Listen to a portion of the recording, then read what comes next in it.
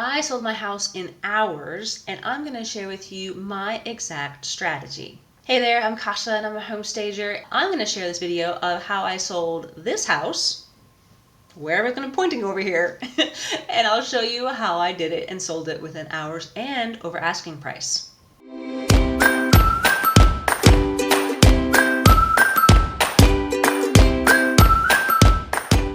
I know you're probably chomping at the bit going, well, what did she do different? How does she's keeping things away from us. No. And actually, staging does to make a big difference when it comes time to selling your house. Now, you may think it costs an arm and a leg, and I do have a video that talks about that, but really when it comes down to it, there's really 5 basic things that you really need to work on when it comes time to staging your house and preparing it for the real estate market.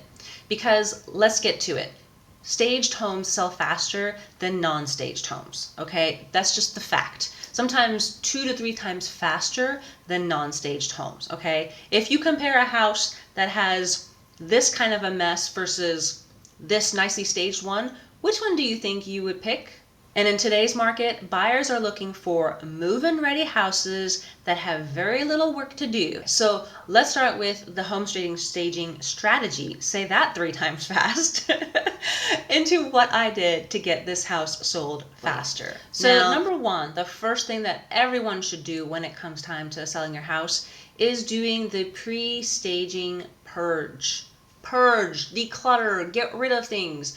If you're not using it for the next house or taking it with you to the next house, then either donate it, sell it, get rid of it, throw it out, whatever, do something. But it needs to be taken out of the house, okay? That's the first thing that you can do.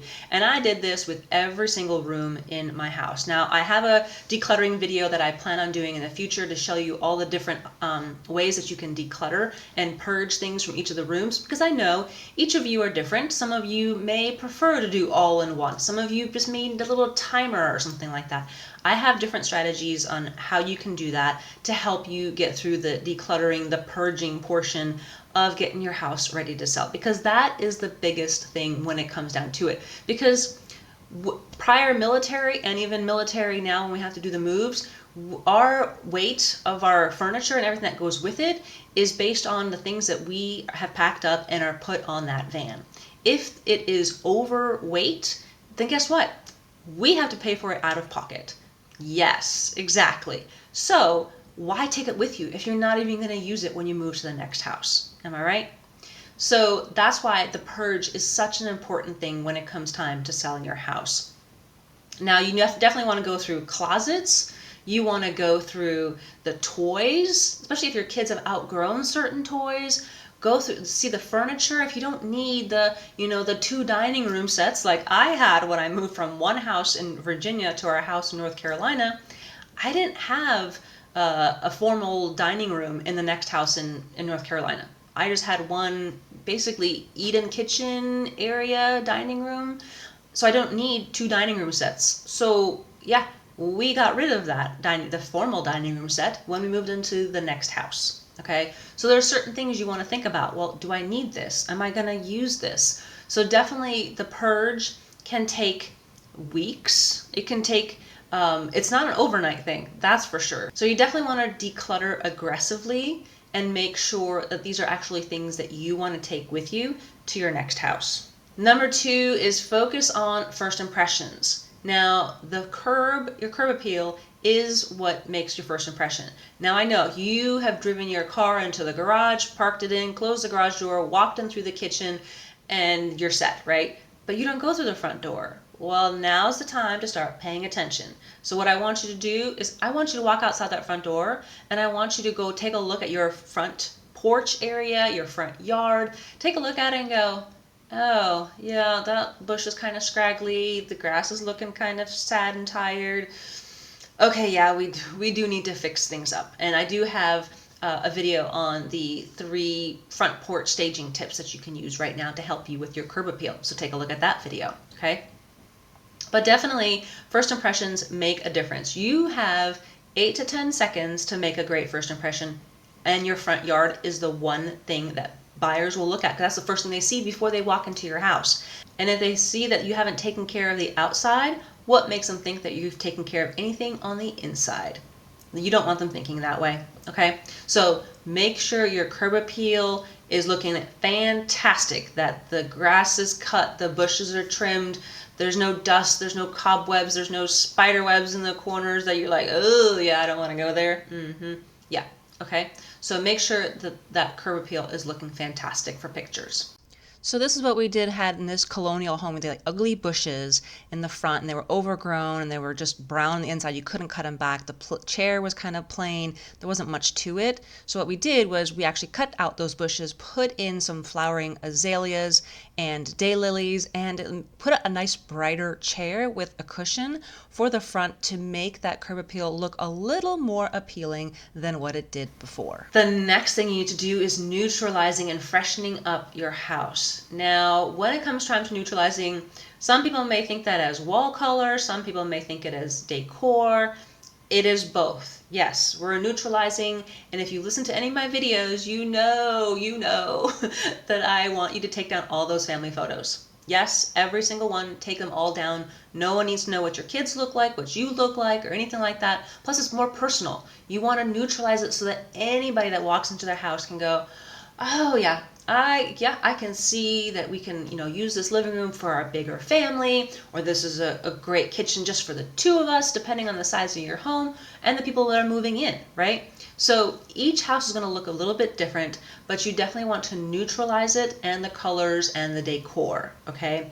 Now with colors, you definitely want to make sure that you don't have things like red dining rooms or yellow living rooms. Those two colors are like the worst ones that you can have in your home when it comes time to sell your house. And you also don't want to look at pictures online with multiple colors in every single room. Like say you have a red kitchen with a yellow living room and a blue office and a green bedroom. All of those pictures are going to be lined up in a row, and you're going, oh, that's a lot of colors. And those buyers are going to think, oh yeah, we need to just change those colors. That's a bit too bright, too vibrant, too whatever, and that's distracting to the buyers. You don't want to distract them with that.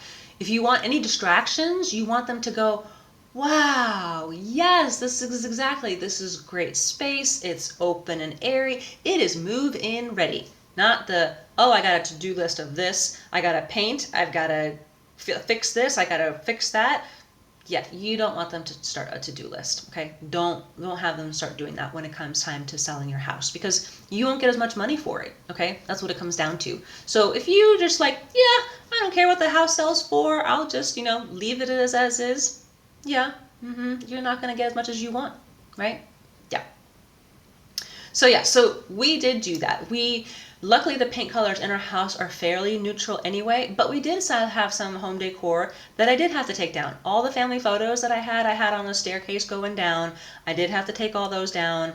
I had the I Love Me wall for the military. If you're in the military, you know what I'm talking about. Yeah, that all those with those medals, those patches, those awards that you've gotten. Yeah, now's the time to take that down. Okay, yeah, when it comes time to sell your house. Yep, no, just take them down. I know you're proud of it, but it's time to take it down when it comes time to sell your house. Okay, and then we move on to highlighting the key spaces in your house. So we're talking about the living room. We're talking about the kitchen, the dining area, the master bedroom.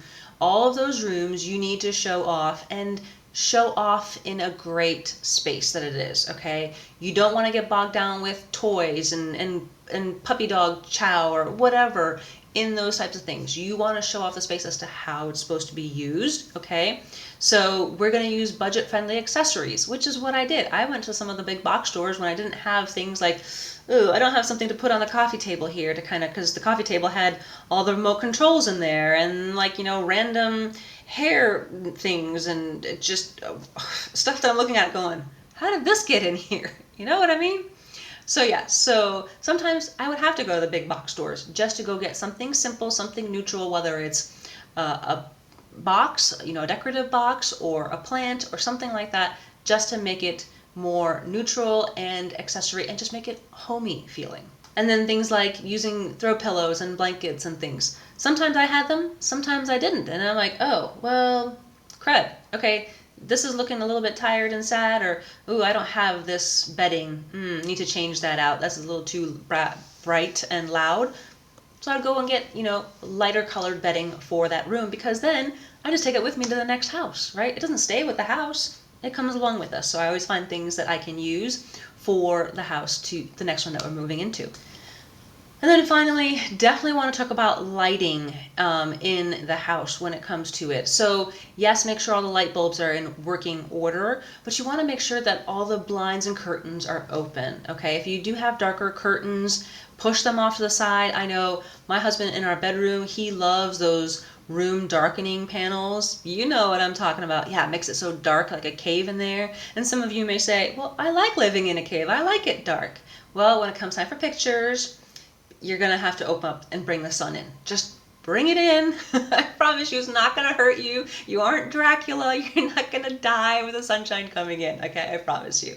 But for the pictures, open up those curtains. And that's what I did with those room darkening curtains. We opened them up because I have several kids that also like the room darkening curtains. And we got those and they're perfectly fine. But we just got to push them off to the side to show off the space. Okay, so if you have plantation shutters or blinds, definitely either push them out of the way, twist them open, whatever you can do to bring in the light and make it feel bigger and brighter. Okay, so what happened when we did all these changes? So first off, let me back up before we go into that.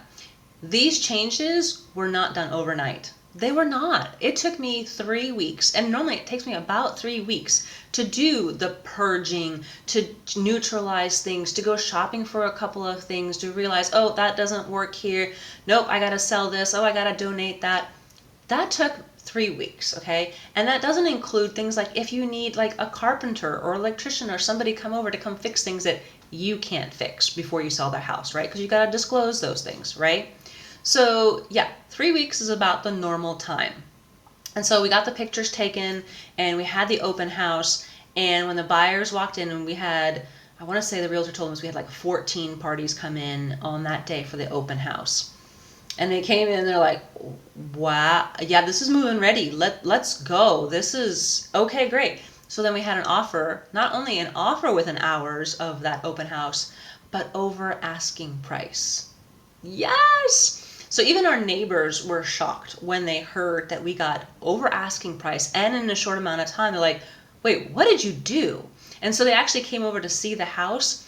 And so, mind you, let me back up on this part. Their house, because we lived in a cul-de-sac with neighborhood with lots of houses, these houses were built in the 1970s because they were colonial homes. So there's going to be certain ones that are the model homes that have, this colonial house and then this kind of a different style and this one's a different. So there's like 3 or 4 different styles in the neighborhood. Well, our neighbor had this one house that looked just like ours, and they're like, oh, wow, she did that to that room?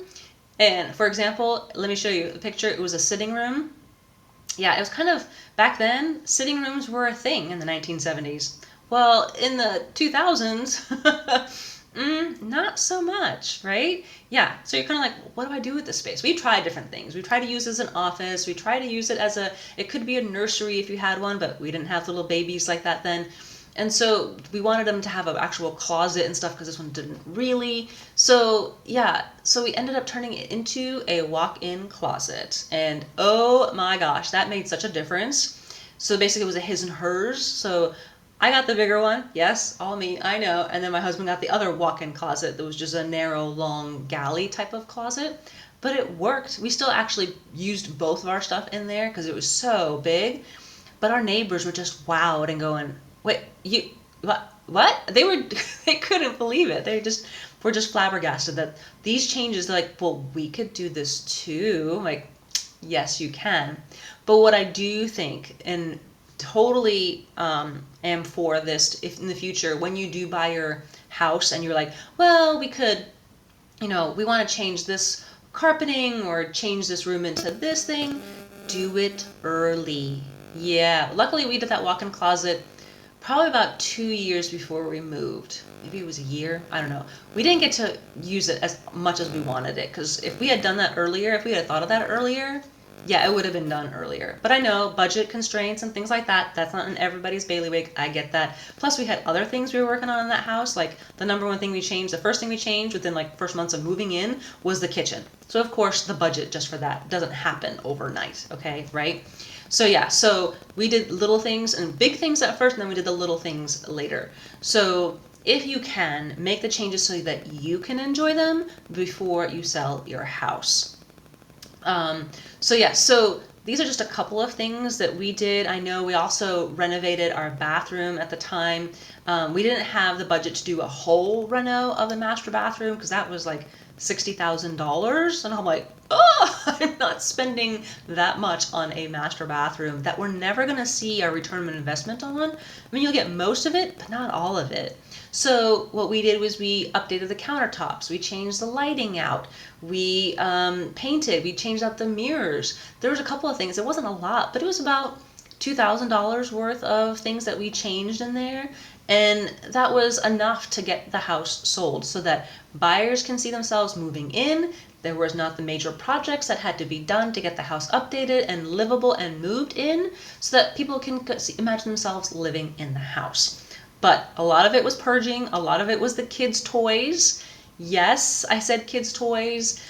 There was a lot of them because we had little kids at the time. And you know that they love to make a mess. As soon as they pull things out of the cabinets, out of the drawers, you're like, oh my God, I have a showing in 30 minutes and I have all these toys out here. Well, what I did to make it easier on me as a parent was I packed most of those toys up. I think I packed up like 80% of those toys, maybe 90. I know, I'm ruthless. You really have to be ruthless when it comes time to sell your house.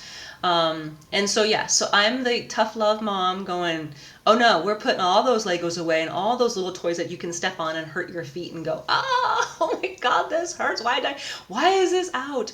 Because the less stuff you have out, the less mess that can be made, whether it's kids' toys, whether it's your stuff, whether it's your spouse's things, whatever. All that stuff needs to be put away and packed away.